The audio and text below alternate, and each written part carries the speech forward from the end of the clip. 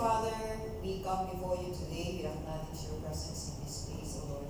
Thank you for the new life. Thank you for the strength. Thank you for the sun. Thank you, O Lord, for everything you have given to us. Thank you for your Holy Spirit that is with us today, O God. Thank you, Jesus, for giving your life for each one of us. Thank you for restoring what we have lost. And thank you that you have given us revelation, O God, about who we are in you, Lord. I pray that this morning, O God, Holy Spirit will allow you to move and minister to everyone. Give us understanding, Lord. Thank you so much. In Jesus' name we pray. And Lord, we pray also kay Nanay Dos. Hallelujah. Kanyang sakit niya, O God, right now ay nadusan ko yung sakit nito sa pangalan ng Jesus. Thank you, Lord, for healing her, O God.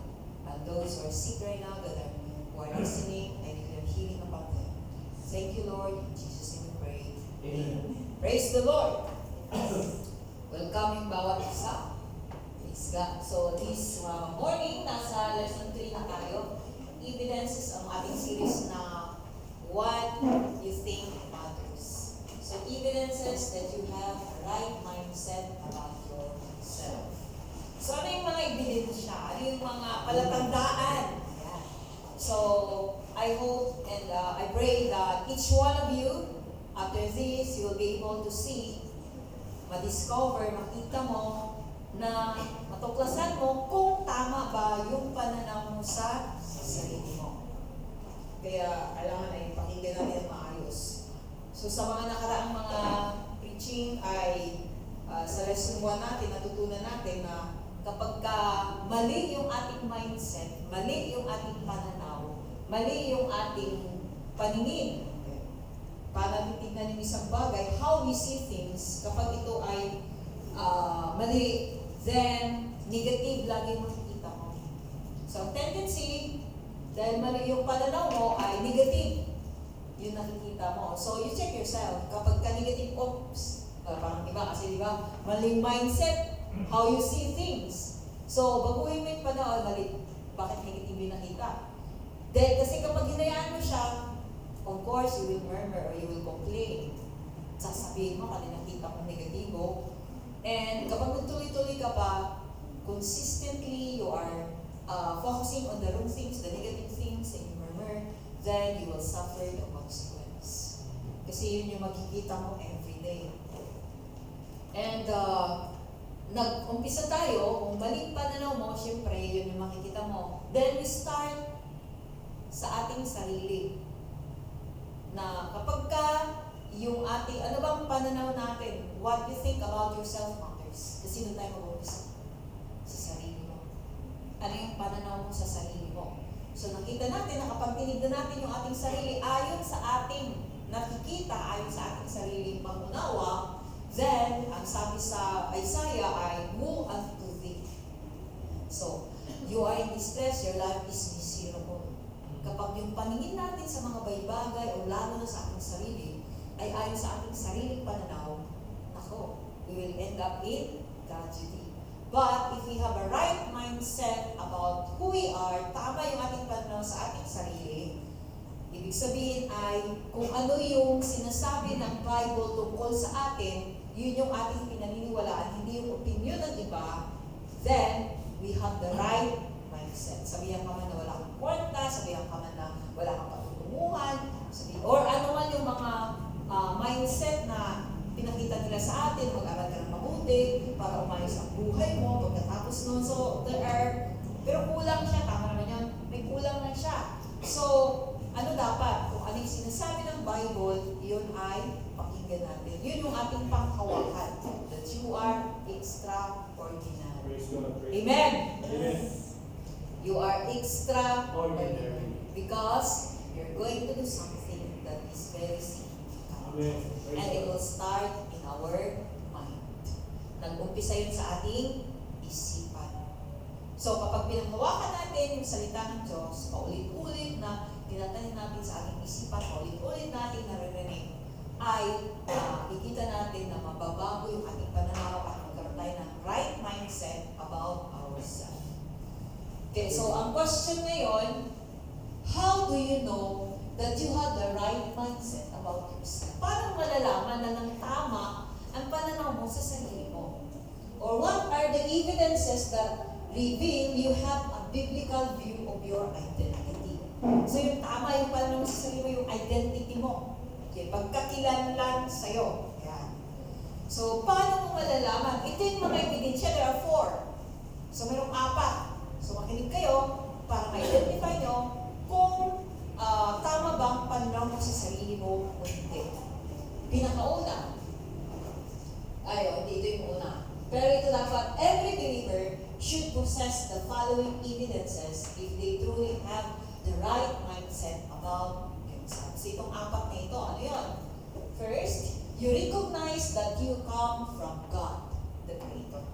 Ibig sabihin, kinikilala mo na identify mo, ibig sabihin ay dumating ka sa punto na kung wala si God, wala akong magagawa. Dumating ba kayo sa punto gano'n? I need God, that's why you come to church. I need God, that's why you come to Him. Kailangan ko siya, kaya ako lumalapit sa Kanya. Hindi lang na kailangan mo siya sa panalangin mo, kailangan mo siya sa mga area ng buhay mo. No, you need Him. Because without Him, you realize you are nothing. Amen. So, yung ating verse, nakikita sa Genesis chapter 2, verse 7.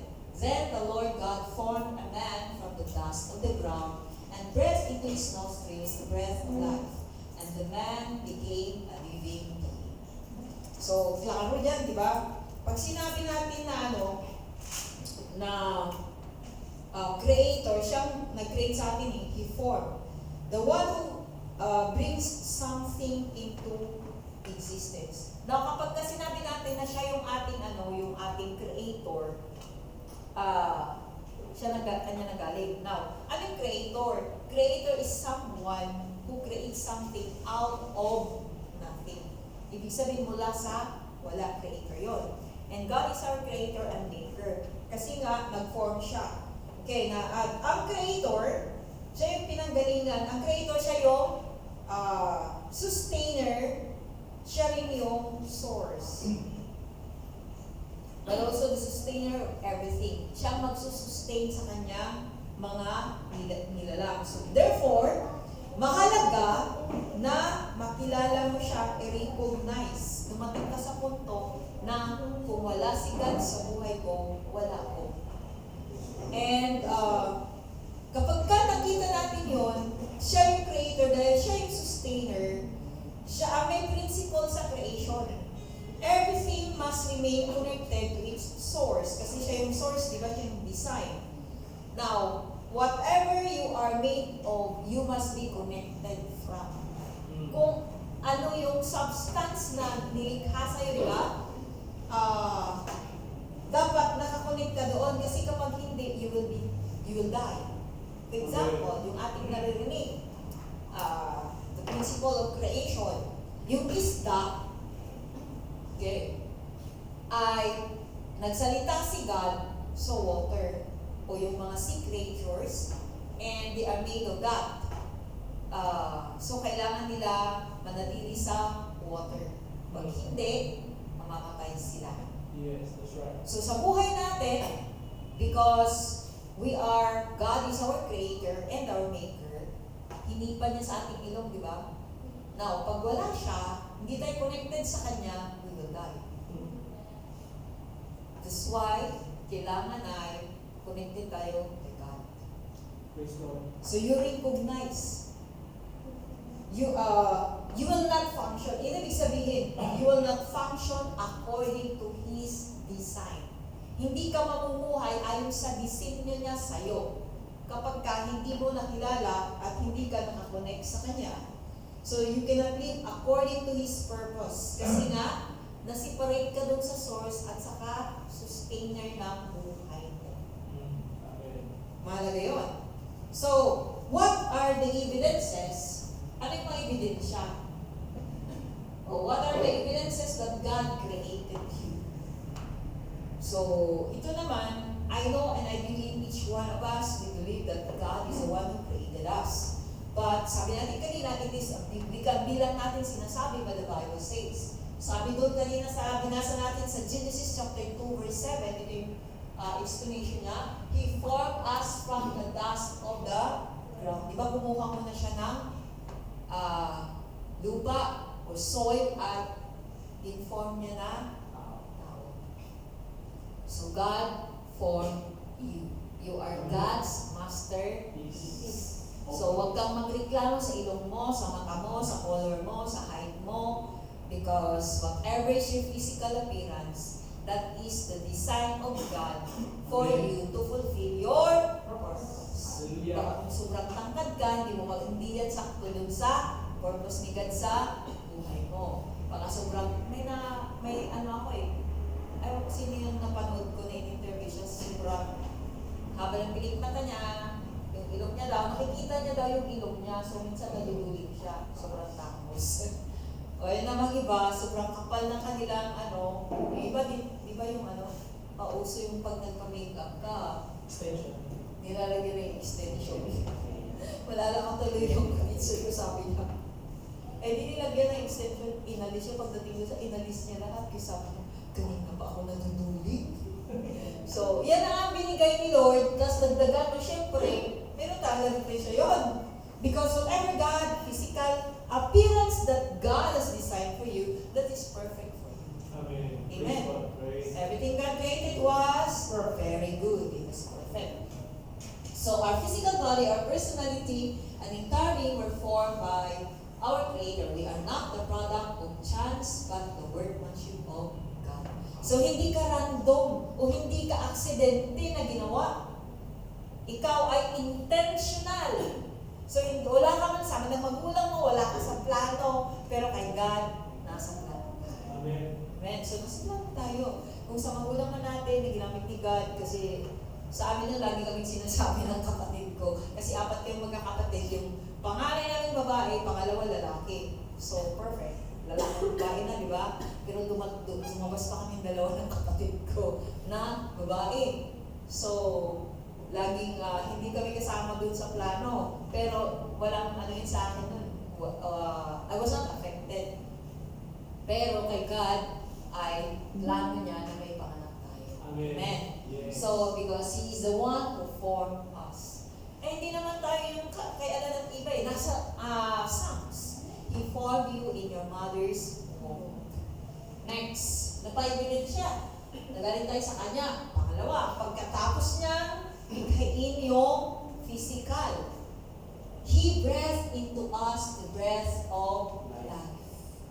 Since we came from God and He is the one who formed us, we cannot function according to His design unless we remain connected to Him. Yung sabi ko nila, just as every creation depends upon its creator, we must stay connected to God if we desire to live the life He intended for us. So dahil inihip niya sa atin yung buhay, hiningahan niya tayo at nagkaroon tayo ng buhay.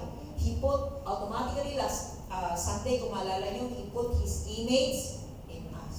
We are not equal with God, we are not God, but we are His creation, pero nilagay niya sa atin yung kanyang image, yung kanyang nature.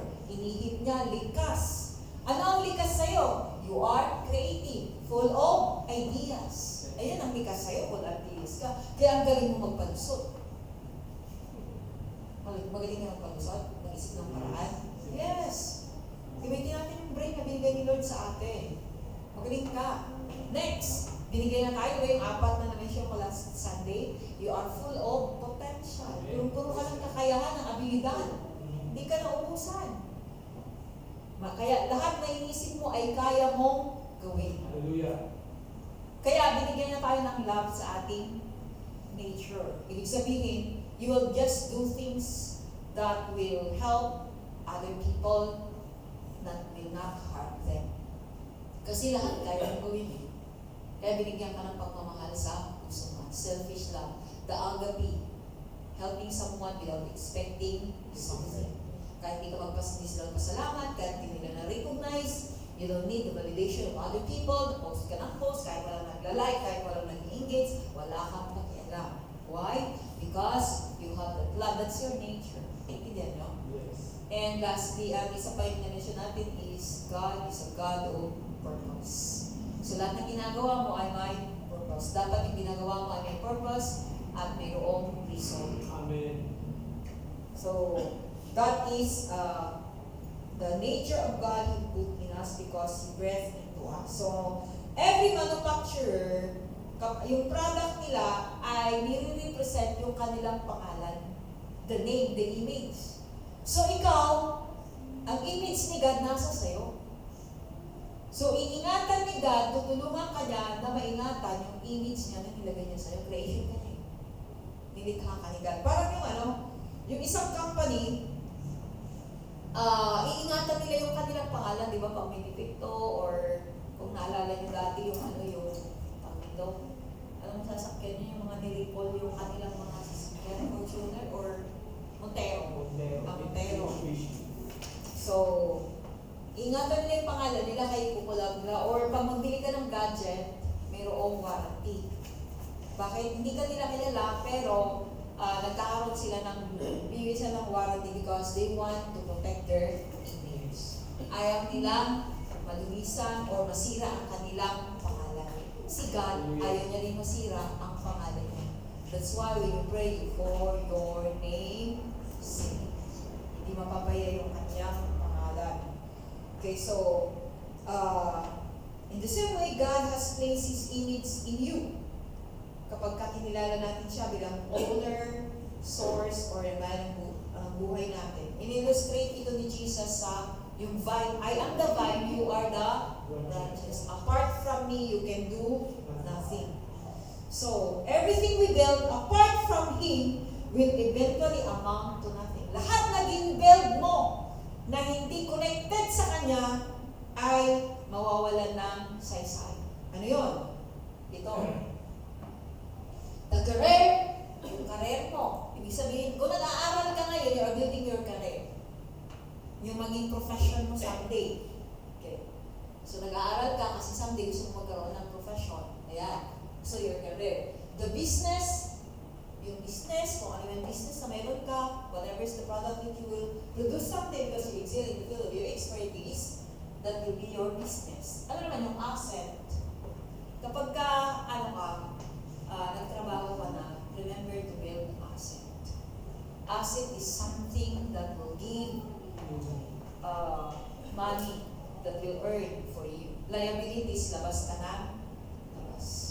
Tignan nyo, ito yung kulang eh. Actually may lesson kami nito na lesson ako na gagawin is to just build your career. And sabi ko.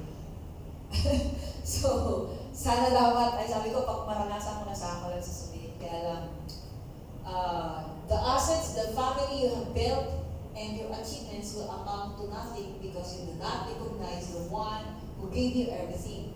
You will simply be wasting everything you have because everything you are doing is not built for His purpose. Instead, you have built it for your own purpose. Kung alala niyo sa last something, di ba yung illustration ko na nasa gitna is divine purpose. Lahat yung nasa palibot, kailangan connected doon sa divine purpose. Yung career mo, ba't mo kinukuha yung course na yan?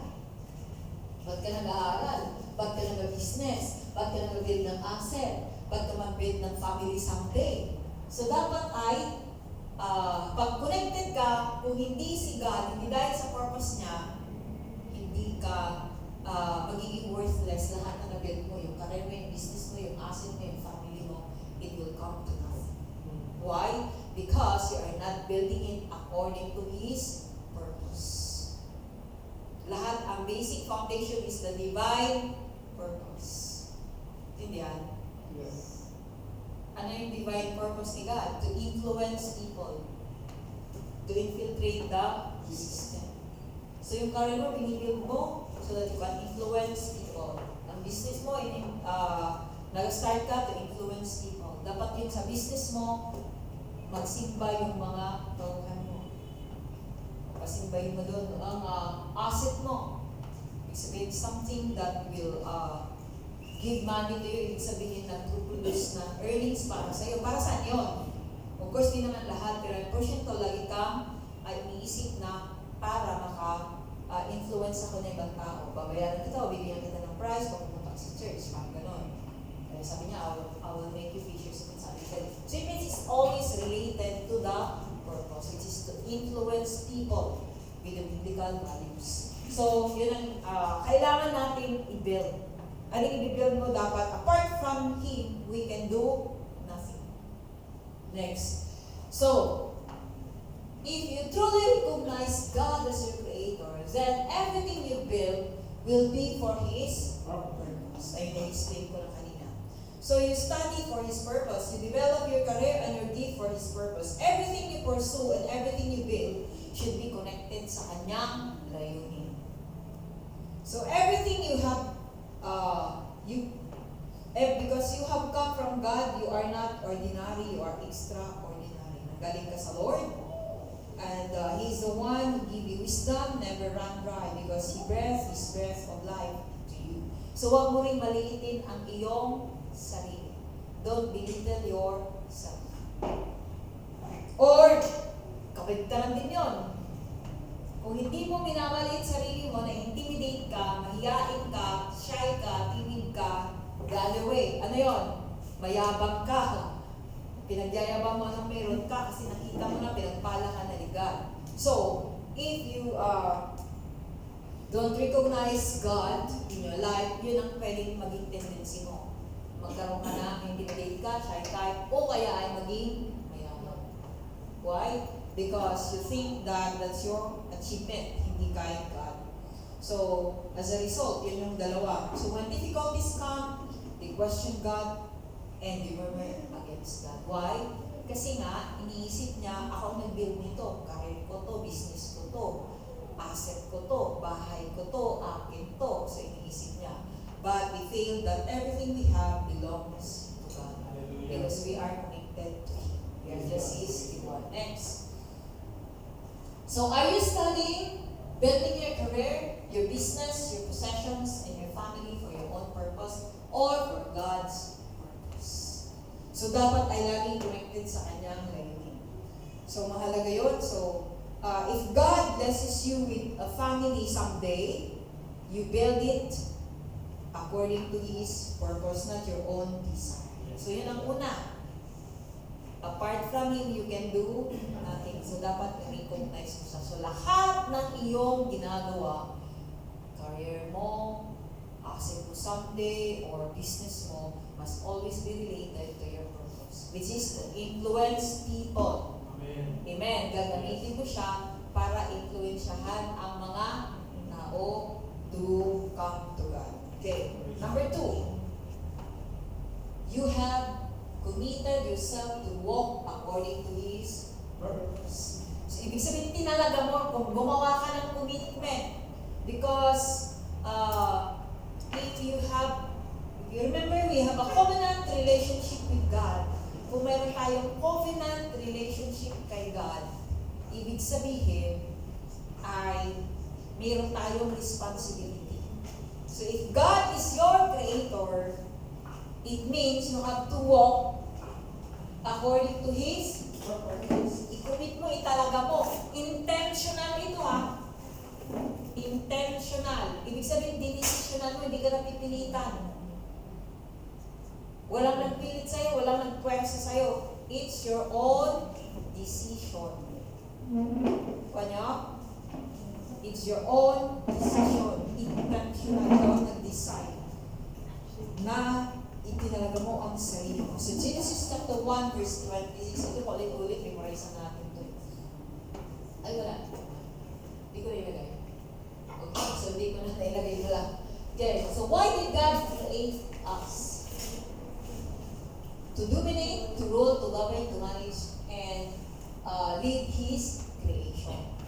So, hindi tayo mag-dominate ng tao, but we influence them. So, God created humanity to exercise godly stewardship over His creation.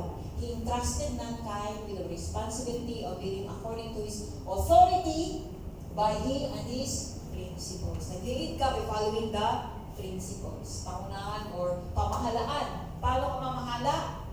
Ang sinusunod mo na prinsipyo ay yung principle na itinalaga ni God. For example, you manage your business, you manage your life, you manage everything that you have. according to the principle He established for your life. You manage your family, sinusunod mo the principle established ni God. Naintindihan? Amen. So, next, not to manipulate or control people, but to influence lives and transform system according to God's will. So, yung sistema. Yan. So, dito sa church, meron tayong system. So, later on, I will show you o bawat isa sa atin. So, ibig sabihin, God alone knows the reasons. Only God knows the reason for your existence. Wala doon sa manghuhula, okay, horoscope, o kaya sinasabi, maging ganito ka someday. Nasa Bible yon. So, He's the only one who has the right, who has the authority. Sinong may karapatan na magsabi kung ano yung dahilan ba't ka nabubuhay sa mundo ito? Of course, the one who created us. Amen. So, having the right mindset means you have committed yourself, to discovering and understanding. Ibig sabihin, naglalaan ka ng panahon, intentional. Alamin mo bakit, ano ba yung purpose ni God sa buhay mo? Ba't ka nandito sa mundong ito? Ano na nga yun? To rule and dominate In the area of your influence. in the field of your expertise. And influence the people and the system. Kaya tanongin mo sa Lord, Lord, anong sistema yung i-influence ko? Kaninong system? May gagawin ka ng system. For example, sa engineering field. Anong sistema sa engineering? Marami. Hindi maganda. Sa medical field. Ano yung system din sa medical field na hindi maganda? Ito, babaguhin ni Lord. So, kaya dapat alamin mo saan ka. So, yung galing mo, doon may kinalaman yun. So, each one of us, God has a purpose why He created you. So, yun, to influence and infiltrate system with biblical values, lifestyle, and culture. Hindi ikaw yung na-influensyahan, kundi ikaw yung i-influensya. It means you will become influencer. Amen. Influencer ka. Praise God. Ang mga influencer sikat. So, hindi mo makabulin maging sikat because that will become the stage as you follow the principle. Hello? Yes. Maging sikat ka, hindi para sa sarili mo. For His name, sake. Because you will become an influencer. Kasi pag influencer ka, susunod ang tao sa'yo. Pag marami kang pera, susunod ang tao sa'yo. Money talks, sabi nga nila, must, the authority. Okay, so, you are born. So, why did God create us? So, yan yung dalawa. Yan yung clear. So, pero sinamarize natin yun. So, and bakit kailangan na-influence ang system? Bakit kailangan na-influence ang mga tao ng biblical values? Because before Adam and Eve rebelled against God's government, nararanasan nila mamuhay dito sa lupa na parang nasa langit. Kailangan nyo? To live like heaven on earth. Yun yung ating design eh. Kaya ang tao, gumagawa siya ng paraan para maging masaya siya. Gumagawa siya ng paraan para sumikat siya. Pero sarili niyang paraan yun ah. Hindi yung principle na tinalaga ni God. At yung paraan na yun na ginagawa ng tao, there's a way that seems right to a man, but the end is destruction. So kapag gusto mong sumikat sa sarili mong paraan, pag gusto mong yumaman sa sarili mong paraan, kapag gusto mong umabot ang iyong pangarap sa sarili mong paraan, kapag gusto mong maging masaya sa sarili mong paraan, laging may kaakibat yun. Anong sinasabi sa Bible? At the end of it is the way of death.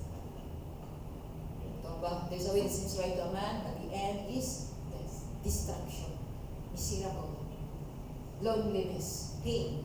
Confusion. Chaos. There will always be the consequence. So, gusto mong sumikat, gusto mong masaya, gusto mong maabot ang pangarap mo, gamitin mo, sundin mo yung principle na itinalaga ni God. Amen. Because His ways are higher than our ways.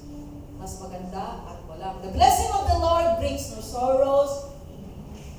Walang kaakibat na kalungkutan, walang kaakibat na sorrows, walang kaakibat na confusion. So kung gusto mong maging masaya, Gusto mo ma-achieve ang pangarap mo? Gusto mo na maging sikat? Sundin mo yung tinalaga ni God na laws and principles. Dahil walang kaakibat yun. And you are walking according to His purpose. Kasi disenyo niya, karin niya na maging influencer. Amen. Is a design of God. Maging influencer ka. Hindi ng mundo, but the biblical culture. So ngayon, yung mundo ay na-dominate na ng darkness. Ano nga yung darkness? Ignorance. Ignorance. Mga taong ignorante ang namamahala sa mundo. Kaya tingnan mo. Di ba na yung sabi natin nung lately na yung minor de edad, nakapatay siya. Kasi isip niya, pag may baril ka kasi siga ka, di ba? Para kang sikat or yung confidence mo. Antindi ba? Parang kaya mong pasundin lahat sa gusto mo.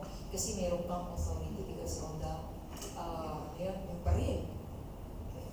So, okay lang mamaril siya kasi minor de edad siya. Hindi naman siya ipukulong. O di ba, distorted? Ang dami makikita natin, the immorality. So, wala naman nangyayari. So, yun. So, yung mabuti ay yung masama, ginagawang mabuti. Yung masama, ginagawang mabuti, mabuti, para magiging masama.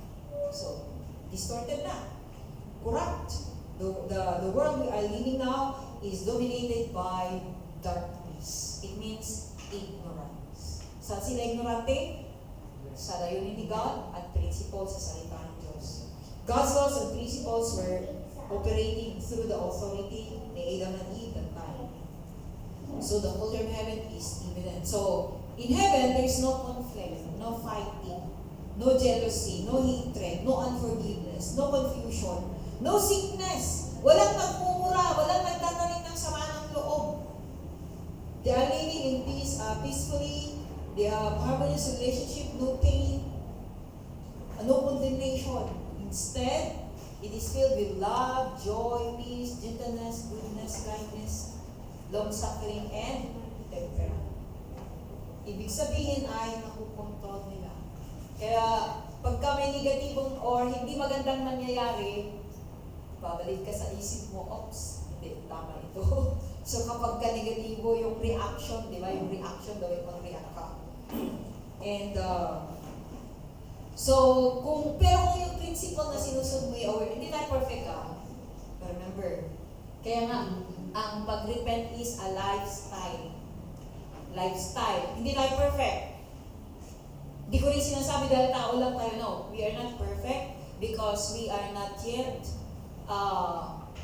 equipped with the laws and principles. Kunti pa lang alam natin, kaya nagkakamali tayo. So, hindi ibig sabihin na simba ka ng simba, hindi ibig sabihin na hindi ka na magkakamali. Si King David nga, di ba? Nagkasala siya.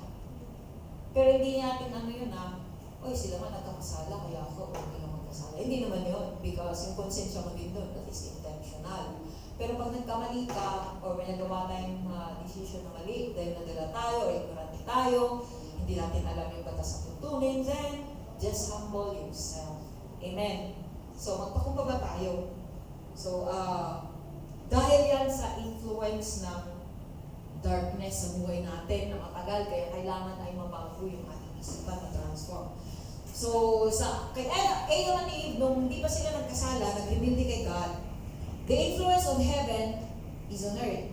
The world, the earth is being governed by the laws and principles ng kingdom of God. That's why they are living like heaven on earth. At yun yung hinahanap ng tao. Mamuhay na parang nasa langit. Ba't gusto mong masaya? Ayaw mo ng problema, di ba? Ayaw mo ng stress. Ayaw mo ng toxic. Ayaw mo ng crisis. Bakit? Kasi hindi ka na-disenyo sa ganon. So, kaya lang, sa mundong ito, sabi ni Jesus Christ, in this world you will have troubles. Natural na mararanasan mo yun. Hindi ka exempted kahit na si Jesus Christ, hindi exempted eh. When He was born, He was under the oppression. Kaya tinuro niya, I have come, itinuro niya para mabago yung mind. Sabi niya, repent. Ibig sabihin, baguhin yung inyong pananaw. That's why our mindset is very powerful, or our thinking. Yung pag-iisip natin, the way how we see things, paano mo tignan yung isang bagay ay mahalaga. Yes, that's right. Lahat tayo pwedeng dadanas ng crisis, but how you see crisis, that's your mindset.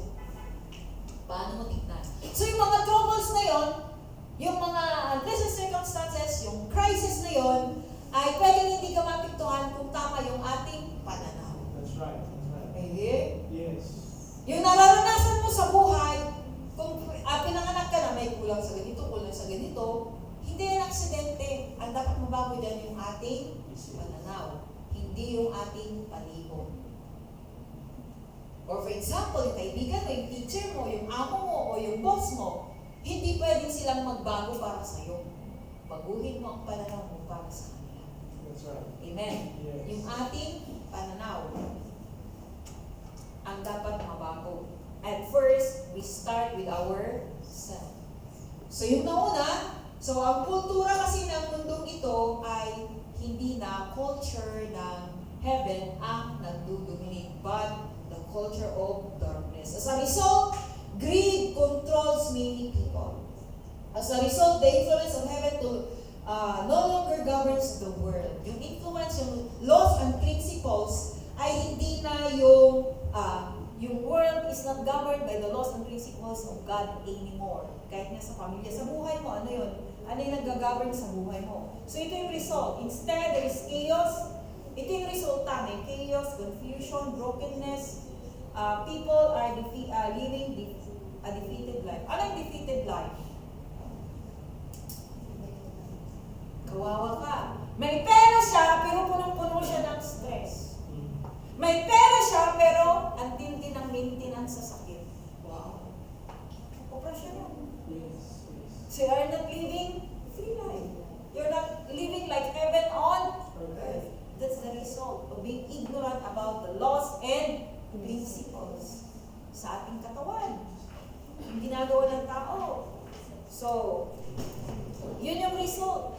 And for us here, that we have been equipped, yun yung ating trabaho dapat. So, anong result pa? They're controlled by greed. Ano yung greed nga?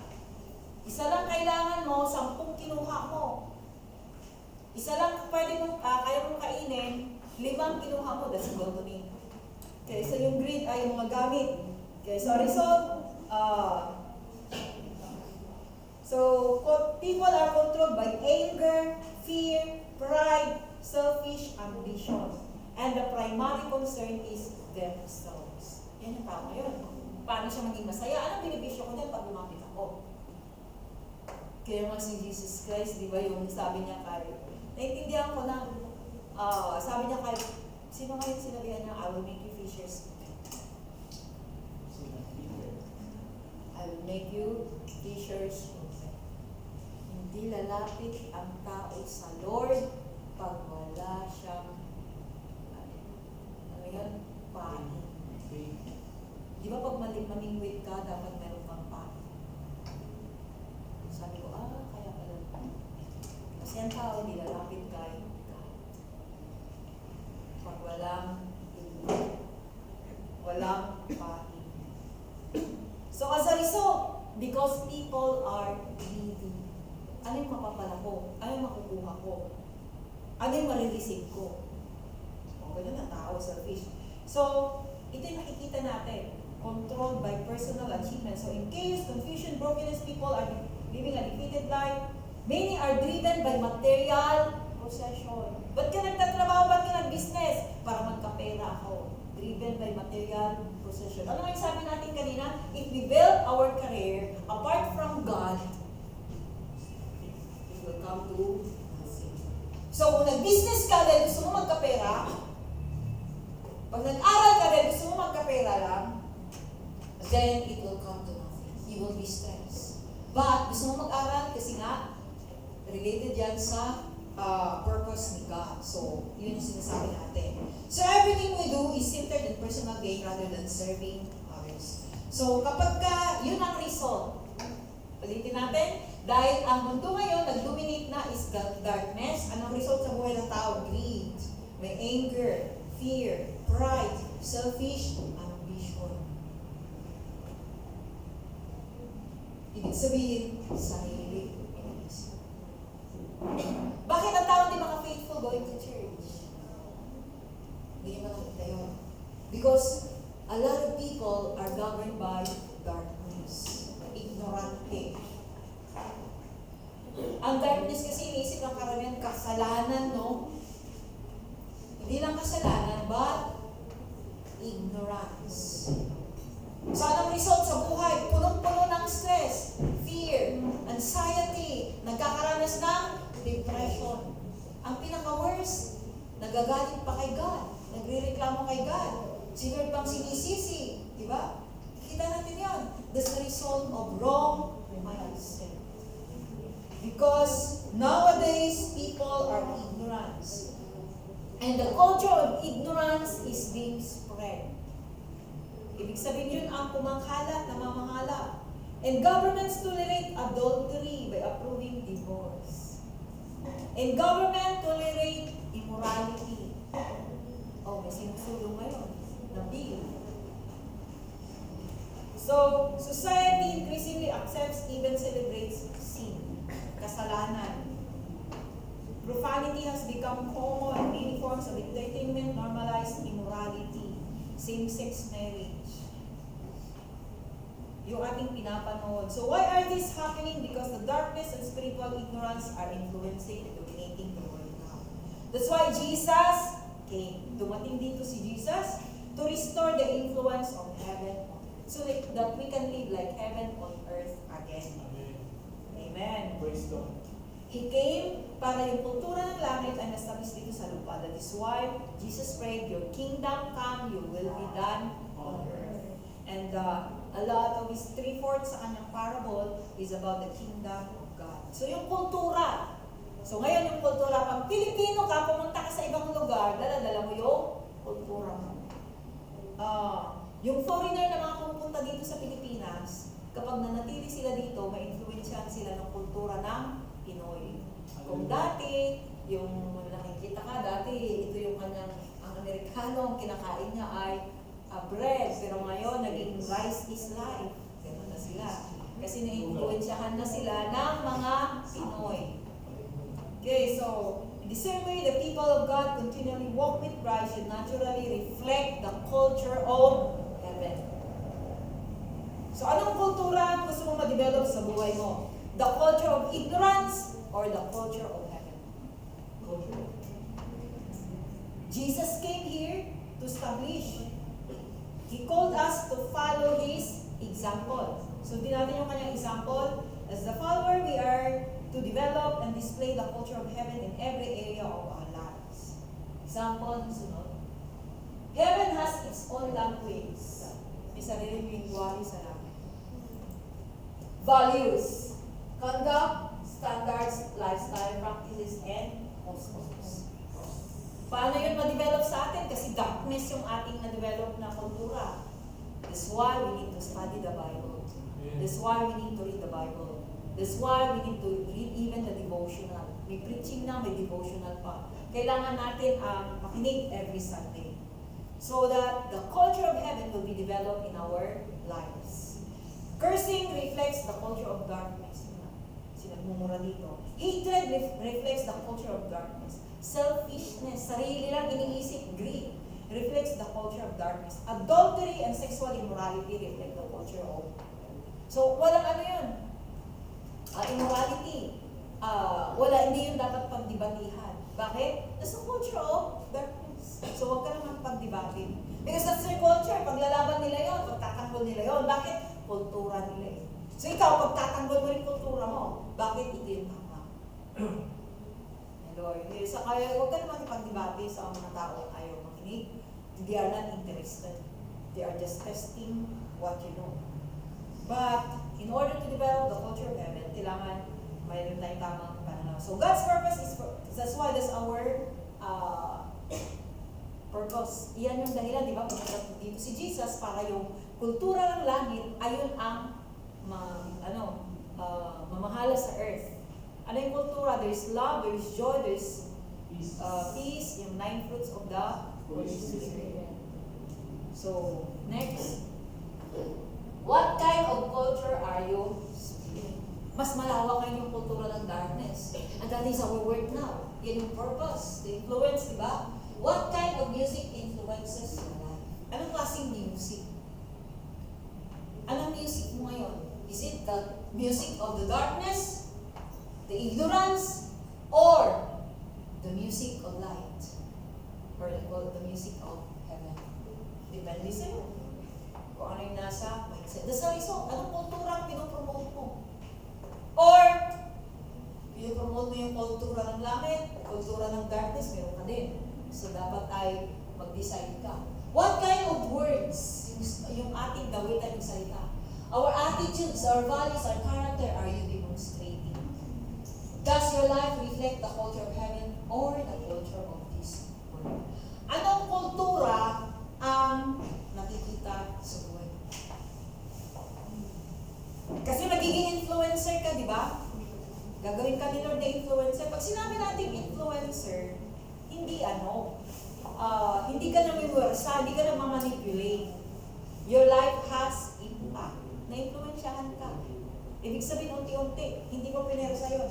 It's natural. Okay, number 3. Unang palatandaan kanina, you recognize God as the Creator. Without Him, you can do nothing. Pangalawa, you commit yourself to walk according to His purpose. You become influencer of the kingdom of God. Number 3, you are using the potential God has given you to fulfill His purposes.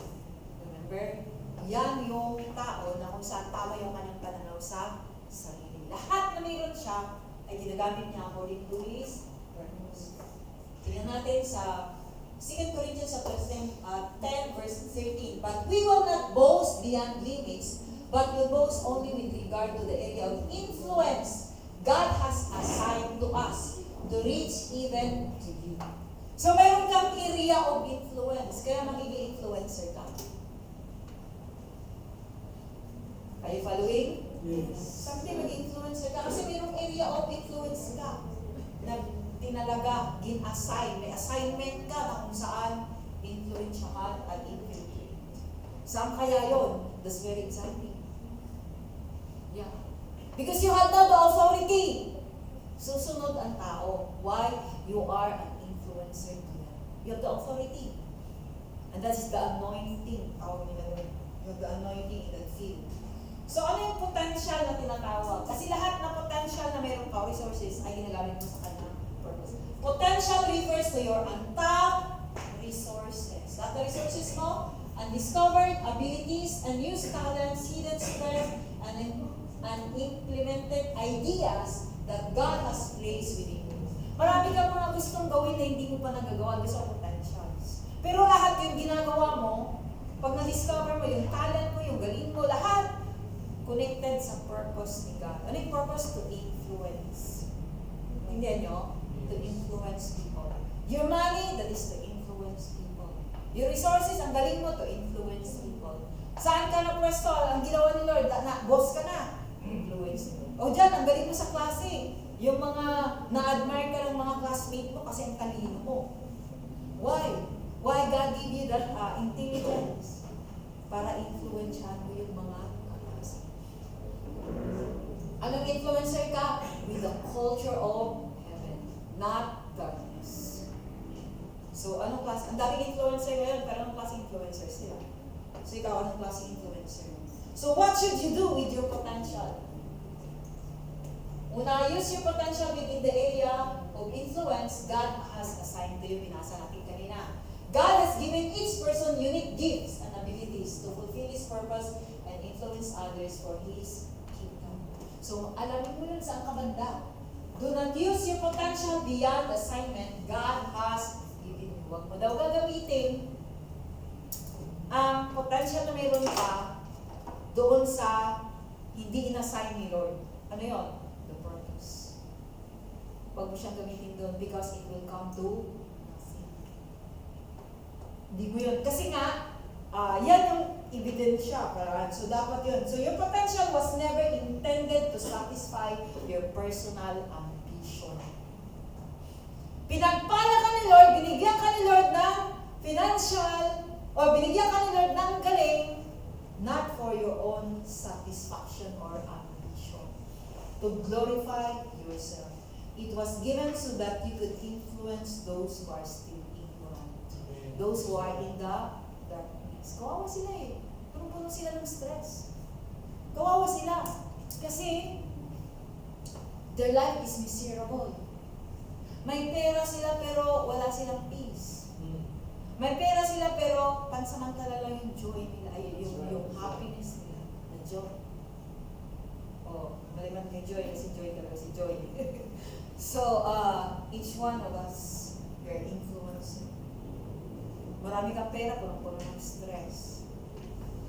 The blessing of the Lord brings the sorrows. So, your potential was never intended for yourself, for your ambition. It was given so that you could influence those who are ignorant. God has entrusted your gift to you so that you may influence others. Alam na natin. Para influensyahan sila. So as a Filipino, you naturally carry your culture. Yung kultura natin bilang Pilipino ay natural yun. Same through with your life. Pag Kristiyano ka, believer ka ni Christ, follower ka niya, citizen of the kingdom ka, yung kultura mo ay natural. Pag sinabi natin culture, practice mo yun eh. Hindi ka napipilitan. Hindi mo ang daming bawal, ang daming hindi pwedeng gawin. Wala kang ganun. Bakit? Natural sa'yo yun. Amen. Praise God. Lifestyle mo yun eh. Ugali mo yun, practice mo yun. So, hindi ka na pinipilit maligo. Pinipilit ka ba maligo? Hindi. Practice mo yan. Maliban lang sa bata siguro, hindi niya pa naiintindihan. Pinipilit ka ba mag-toothbrush? Hindi, gusto ka mag-toothbrush. Kasi magkakaroon ko ng bad breath. So, ibig sabihin, it's natural. So, yung pagiging, yung kultura ng langit sa buhay mo, pagiging mabait mo, natural yun sa'yo. Pagiging masayahin, natural yun sa'yo. Yung kapayapaan, despite of what is happening around you, natural yun na nararanasan mo. And people will see that because that's your lifestyle practice. Natural na marunong kang patawad. Natural yun na marunong ka umintindi. Malawak yung pangunawa. Natural yun sa'yo. Na pagpagalitan ka, handa kang mag-say, sorry. And that is a culture. Hindi ka nahihirapan. Kultura mo yun. Practice mo yun. Ako, lumaki ako sa family na hindi malambing. Wala naging great ng happy birthday, I love you, pero may our mother expressed his love, her love for us sa pamamagitan ng pagluluto, sa pamamagitan ng pag-asikaso, gano'n siya. Pero never siya nagsabi na, I love you, I'm proud of you. Never siya nagsabi gano'n. Kasi yun yung kanyang kinalakihan. Hindi nyo? Sa bahay nyo ngayon, uso na ngayon doon yun, di ba? I love you, sorry, natural yun. So ngayon, natututo na. In our time, gano'n. Kaya kahit this time, dahil hindi ko practice magsabi sa ate ko na I love you, parang nahihirapan ng magsabi. Sorry, okay lang. Salamat, okay lang. Kasi ibig sabihin, naging practice. So, ibig sabihin, pag hindi ka sanay, nahihirapan ka. So, it should be the lifestyle. So, paano maging masanay ka? That's why you need to, para maging kultura mo or practice mo yung isang bagay, paulit-ulit, di ba? So, we must fill our mind with the biblical laws and principles that will lead to the next. Number 4 yun. So, next, your gifts are not meant to make you famous. They are meant to make Christ. No. Hindi para maging sikat ka sa sarili mo. Kundi si Kristo. Because you are going to influence. Kasi gagawin ka niya maging sikat eh. Okay, next. Are you studying God's Word so that you can influence others with biblical truths? Dapat. Are you influencing your family with the culture of God's kingdom? Yung pamilya mo. If you influence our family, tayo, bawat pamilya nagre-represent ng Pilipinas. Yeah. So we have to pray So, are you influencing your co-workers, classmates, or fellow teachers with Christ-like lifestyle? Or yung ano mo? So, have you discovered your spiritual gifts? Kaya mahalaga yun. Are you developing them to bring glory to yourself? So, mahalaga na maintindihan natin. And that brings, so paano natin magawa yun? Hindi ko nagagawa yun ngayon. So, anong gagawin natin para yung kultura ng langit ay na-develop sa buhay natin? Ito yung sunod. You diligently study His laws and principles and obey them to fulfill your purpose. Ibig sabihin, madidevelop kasi yung kultura kapag sinusunod mo. Because the church, ang purpose ng church is to develop a community that reflects the culture of heaven. Kasi nga, we are an embassy of heaven on earth. For example, yung embassy ng Pilipinas, nasa Saudi, pag pumasok ka dun sa vicinity, okay lang magbasa ka ng Bible, okay lang yung kasi you are not disobeying their law because you are inside the vicinity of the ambassador's office or nasa perimeter. So why natin yun? Mahalaga yun. Each one of us. So, tingnan natin. Alam na natin itong verse ng Joshua chapter 1 verse 8. Keep this book of the law always on your lips, meditate on it day and night, so that you may be careful to do everything written in it, and will be prosperous and successful. So, ibig sabihin, ang diligently study means to study God's Word every day, consistently, intentionally. Ano yun? Hindi ka napipilitan, it's your decision. And that's your lifestyle. Kultura mo yan. Tindihan? Pero sabi sa'yo, magbasa ng Bible. It's your culture, it's your practice. Custom mo na yun. Practice mo na yun. You consistently, intentionally, faithfully do it. It is not something you do occasionally. It is your lifestyle. It is your priority. Priority mo yun. And daily discipline because you recognize that God's Word is essential for fulfilling His purpose for your life. Hindi ka nagsasabi, busy kasi ako. Why? It becomes your lifestyle. Pag lifestyle mo isang bagay, kahit anong busy mo, ginagawa mo yun. That's right. Bagay ng buhay mo eh. So, ang tanong, why should you meditate on the book of the law day and night? First, so that you will be careful to obey everything God has commanded. So, magayin natin yung ating mindset. Sabi nila, mahirap daw, wala daw tao na makasunod, makatupad sa lahat ng utos ni God. They are not burdensome, sabi sa Bible sa 1 John 5:17. My commandments are not burdensome. Hindi siya pabigat. Why? It's your lifestyle to obey. Amen. Lifestyle mo yun eh. God's word is not merely for gaining knowledge. It's given so that we may obey it. Obedience is the evidence that God's truth has taken root in our hearts. So that you will prosper and succeed according to God's purpose. Success is fulfilling the reason why you were born. Successful ka kapag ginagawa mo kung ano yung layunin, bakit ka pinanganak sa mundo ito. So, imagine,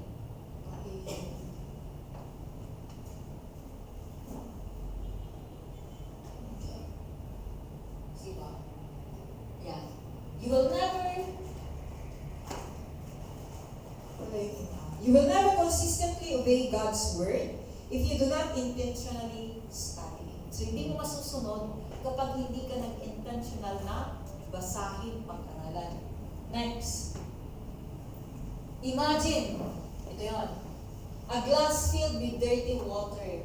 If you continually pour clean water into it, the dirty water will eventually overflow until the glass becomes clean. Meron ako dito dati yung maruming baso, tuloy-tuloy mong buhusan ng malinis na tubig, eventually magiging malinis din yun. Pero, however, if you continue pouring both clean and dirty water into the same glass, it will never become completely clean. Yan yung karamihan ng mga believer ngayon. Binubuhusan nila ang kanilang baso ng darkness, binubuhusan din nila ng Word of God. Ibig sabihin, dalawang sinusunod. The principle of darkness and the principle in the kingdom of God. So, next. Ayan. So ito, pag tuloy-tuloy mong buhusan ng clean water, clean lang siya. Yung clean na ito, pag binuhusan mo ng itim, syempre magiging itim siya. Pero, pag dalawa, kagaya nito, malinis siya, naglagay ka ng unclean water, magiging madumi rin siya. So, can you imagine? Now, sa atin, okay, anong klaseng principle ang tinatanggap mo? Anything you accept that is true, ay para mong binubuhos sa baso mo. The glass represents your mind, your subconscious. Anong klase ang pinapahintulutan mo na maitanim sa isipan mo? The biblical principles or the worldly principles? Kung dalawa, hindi ka maging malinis. It means you will never grow. You will remain as believer. Hindi ka mag-mature. Your selfishness, hindi mo maranasan yung kultura to live like heaven on earth. Whatever you repeatedly hear, watch, read, and practice will eventually shape your perspective and determine the direction of your life. Ano man yung lagi mong pinapakinggan, lagi mong nakikita, lagi mong naririnig, later on ay magiging ugali mo rin yun. The same principles applies to your mind. If you continually fill it with God's truth while also feeding with worldly thinking, then your mind will remain divided and spiritually unhealthy. Yung iba, ginajustify pa. Ano mag-justify ang tao?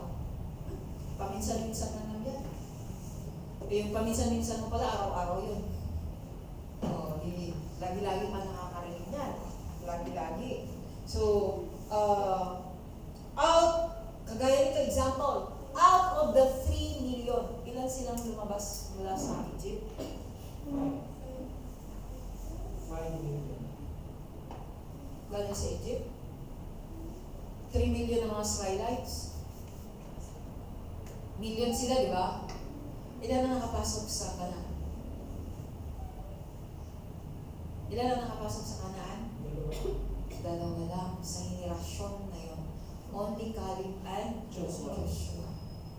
Kasi the rest, na-contaminate sila ng wrong mindset. Na bagong mindset ng dalawa kasi hindi nila pinapahintulutan yung any principle that is against God's principle ay hindi mo tinatanggap. Only the biblical principle. Although nakikita mo pero hindi mo tinatanggap. So it means pinifilter mo yun pumapasok sa isipan mo. And then, kailangan mo ay interesado ka. Like the disciples, the crowd. Crowd follows Jesus. Maraming sumusunod kay Kristo. Thousands, di ba yung pinakain niya? Pero ilan ang interesado na nanatili? Pagkatapos magturo ni Kristo sa crowd, andun sila, sumasama pa rin kay Jesus para makinig. That's why Jesus always used parables. Kasi parables ay maintindihan lang ng mga taong interesado at doon niya lang ipapahayag. Amen. Kaya mapalad ka pag naintindihan mo ang purpose ni God sa buhay mo at nilalakaran mo ito. Bakit? God revealed it. Bakit ni-reveal ni Lord sa'yo ang purpose mo sa buhay mo? Kasi interesado ka. Are you here? So the disciples, the crowd, thousands of people are following Jesus. And only 11 people who are interested. 11 lang sila. So ngayong umaga, saan ka? Doon ka ba sa crowd? O doon sa mga few or disciple? Nanitawag na, many are called but few are chosen. Those who have the right mindset about themselves intentionally study God's Word, faithfully read their daily devotion, attend small group, participate in Sunday worship service. If you really attend, sit down, participate in a small group, really read your Bible or devotional, or spend time listening, then your mindset will not be shaped according to the biblical principle. Kaya, hindi lumalago. Now, may tanong dito, do you belong to the crowd that follows Jesus because of something, or are you interested in following Jesus because you want to fulfill His purpose like the disciples? Ba't kayo nagsisimba? Because you want to fulfill His purpose. Amen. Praise God. So, tingnan natin yung growth nyo. Okay, here. Measure your growth by your intentional study and diligent obedience to God's laws and principles. Unbeliever. May unang stage ay unbeliever. So, identify mo saan kang stage dito. Stage 1, 2, 3, 4, 5. Unbeliever, they know there is God. Alam nila may Diyos din. But they do not believe in Him. Hindi sila naniniwala that there is the God of the universe. Alam nila mayroon. Pero parang ayaw nila. Mayroong Diyos, pero hindi totoo. Okay. Number 2, spectator. You have knowledge about God and sometimes attend church. Spectator. Ibig sabihin, alam niya may Diyos, umaattend siya sa church. Paminsan-minsan, umaattend din siya sa small group. Umaattend siya sa church. Wala pa pala sa small group. You have the knowledge about God and sometimes you attend church. Tawag dyan, spectator. Number 3, believer. Ano naman yung believer na states? Ito yung mga, they attend church and small group but without commitment.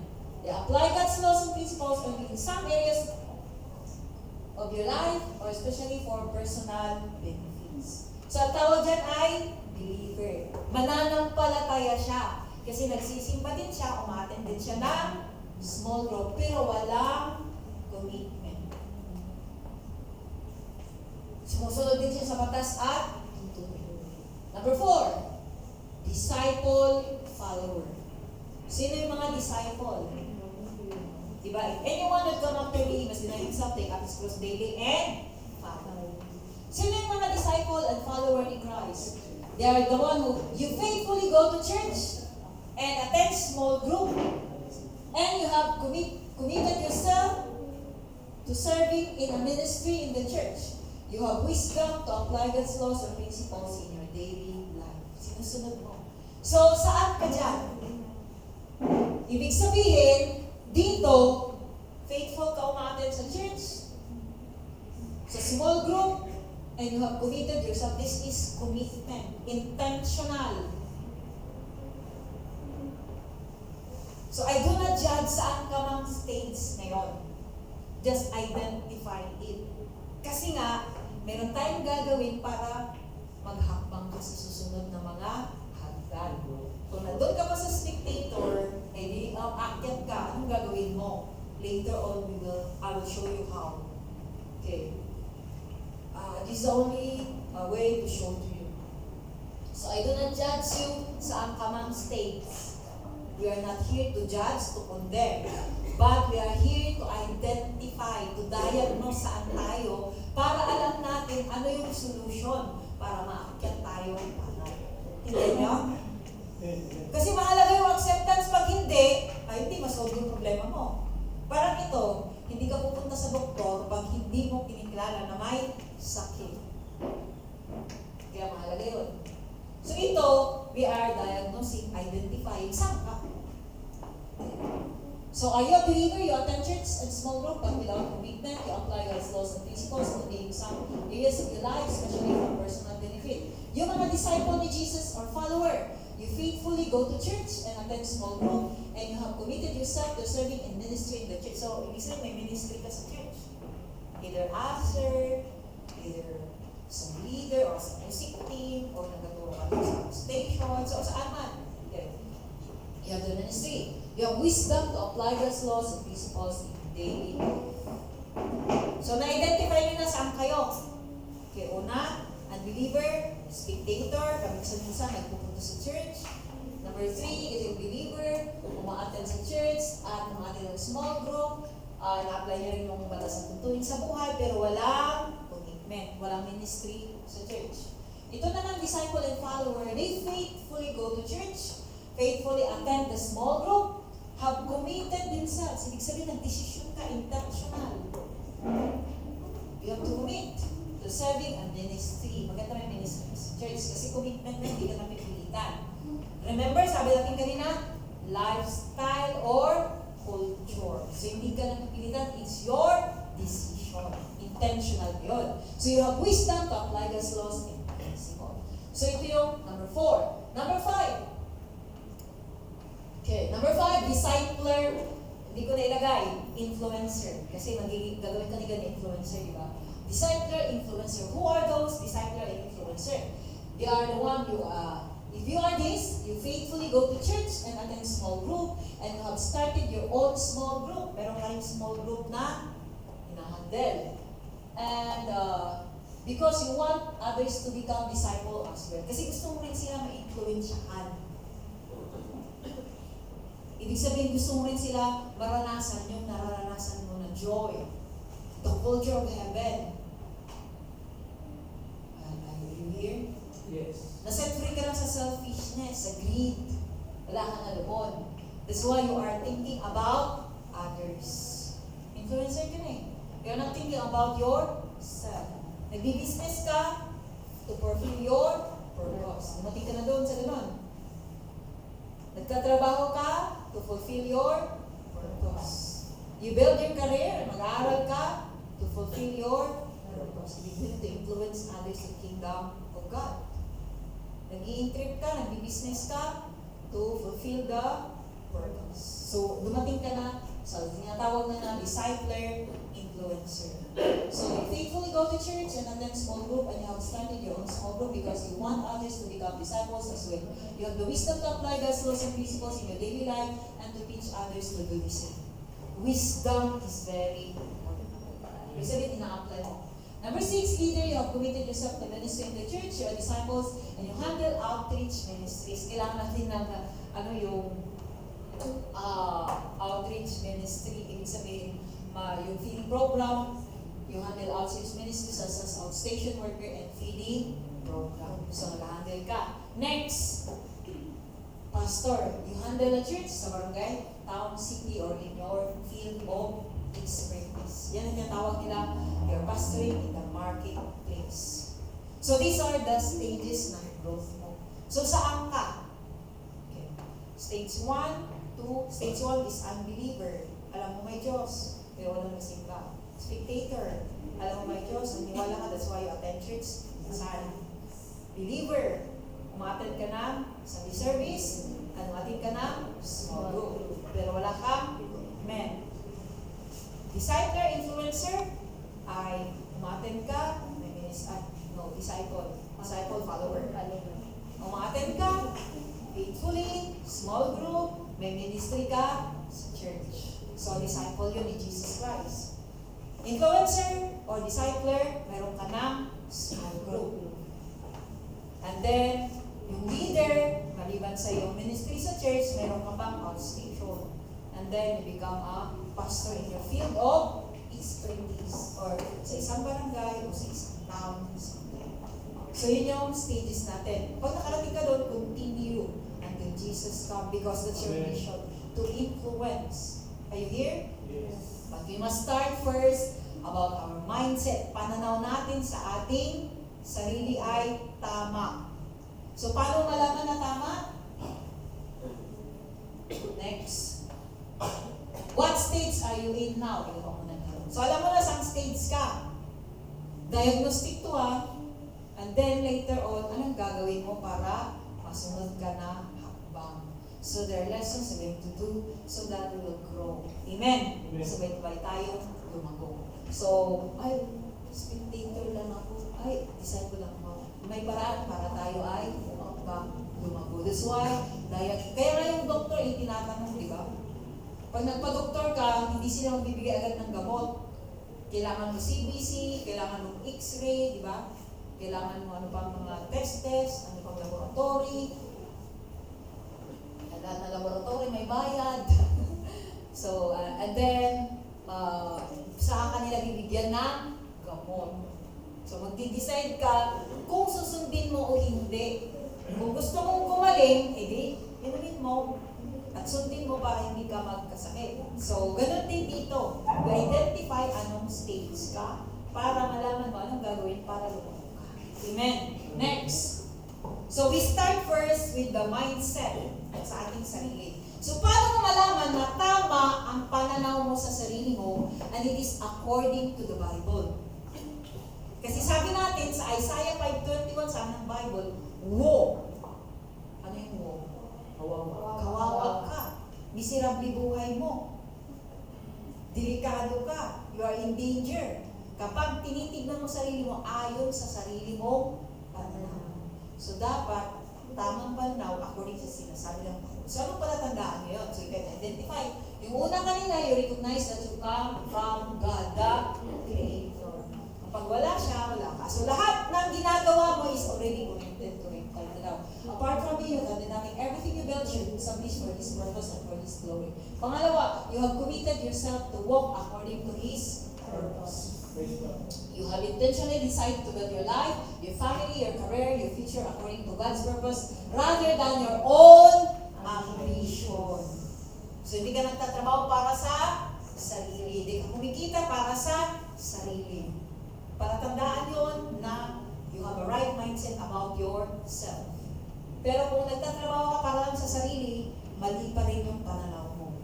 You are using the potential God has given you to fulfill His purpose. You faithfully use every gift, talent, ability, and resource God has entrusted to you to accomplish His will and influence others for His kingdom. And lastly, you diligently study His laws and principles and obey them to fulfill His purpose. You consistently make yourself available.